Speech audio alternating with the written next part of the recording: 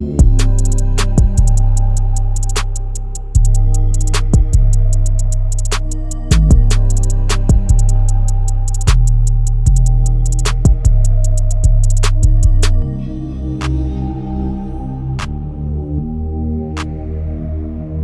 back to the Team to Beat Miami Heat podcast, your one-stop shop for daily Miami Heat content.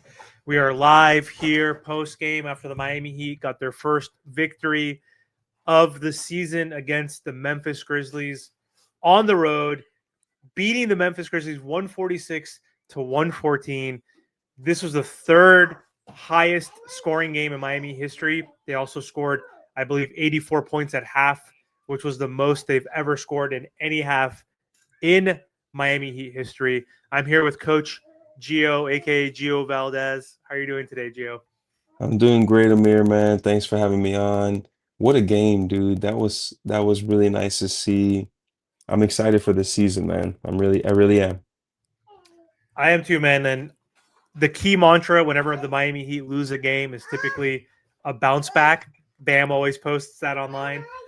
And what a bounce back that was after losing a tough game against the Orlando Magic 2 days ago in the season opener on the road. A game where we could have won. I'm not going to say should have won, but could have won. But yeah, what a huge performance all around. And like we honestly, this offense, let's get into the offense. Obviously, we want to talk about the shift in strategy. This is like Coach Spoantoni right here. This is like the Phoenix Suns run and gun style with pace and space. So what are your vibes now with like this new look offense You know, I going into was the season? texting, I was texting a few of my buddies towards the end of that game. If you look, Miami's just in better shape than Memphis was. It kind of gave me vibes, and I messaged you as well. I said, man, this looks like when you go to LA Fitness and you're like in great shape and you're playing against a bunch of old guys. Because Memphis, towards the end, Miami was just running roughshod on them.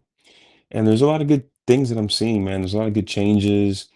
I think if you look back at every single possession, they crossed half court before 20 seconds were left on the shot clock. There was rarely any pick and rolls. I think there was less than 30 pick and rolls for the entire game. The ball's not sticking. There was probably one bad possession all game, and it was like Norm Powell was given a grenade, right? He had to like shoot the shot because we just kept passing it. But really, there's no ball stoppers. Everybody's 3 seconds, 4 seconds tops, and they're either getting the shot up, passing the ball, doing something, moving off the ball. I'm curious to see how this offense looks once Tyler returns. If you ask me, I mean, it's never going to happen, but I think they'd be best suited to have him come off the bench as like the sixth man. But they're definitely going to start him with Norm, and then we'll see how it looks with that starting five. But I'm really excited to see the potential offensively for this team.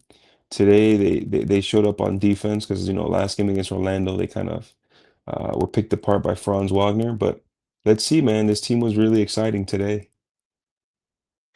Yeah, for sure. I mean, do you see a world where Tyler and Davion are starting when Tyler comes back and Norm comes off the bench as he's the new guy, obviously, on the block? Like, do you see a world where Davion is not starting? So even though he had a quiet game tonight, only 21 minutes, it was a blowout. The game was basically over in the first quarter. The Heat were up by like 25 or 28, whatever it was in the first Hmm. quarter. Bam did he have 20 points in the first quarter? Yes, 20 yes. points in the first quarter, 4 for 5 from three, 4 for 4 from the free throw line.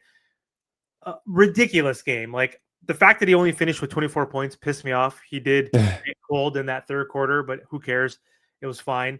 But Davion only played 21 minutes, only 2 points, but only took 2 attempts, and still though had 7 assists. He had 3 turnovers, a little more turnovers than we would hope for compared Hmm. to the first game. He had a 12-to-1 assist ratio, which was ridiculous. But with his playmaking, with his ability to push pace and his point of attack defense, his dribble penetration, getting into the paint and driving and kicking, like he's actually getting downhill pretty successfully. I'm actually Yeah. surprised how successful he is, especially against Orlando, who was the second best defense in the NBA behind Hmm. the champions, the Oklahoma City Thunder. So, but the way he's been playmaking, even tonight in limited minutes, still 7 assists, huge output for him in that perspective. Do you see him coming off the bench when Tyler gets back? Because I know Tyler is not going to be coming off the bench.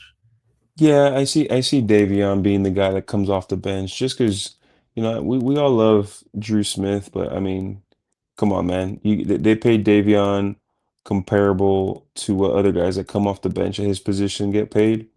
What I see, even though Wiggs is a good defender, he's probably not the same athletically or defensively as he was during those Golden State runs. But what I see for them is, them starting Tyler with Norm.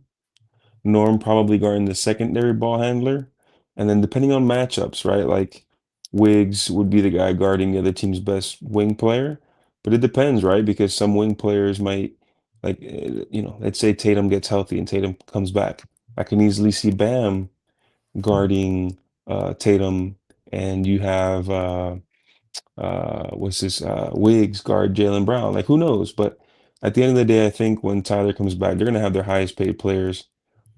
Starting maybe not Nico because we saw today kind of a surprise that Khalil started, and it actually went pretty well. So maybe Spo continues with that. But I see it being Tyler, Norm, Wiggs, Bam, and Khalil, and then they're just gonna play the three bigs, right? Like two of them are going to always be on the floor. By the bigs, I mean Khalil, Bam, and Nico.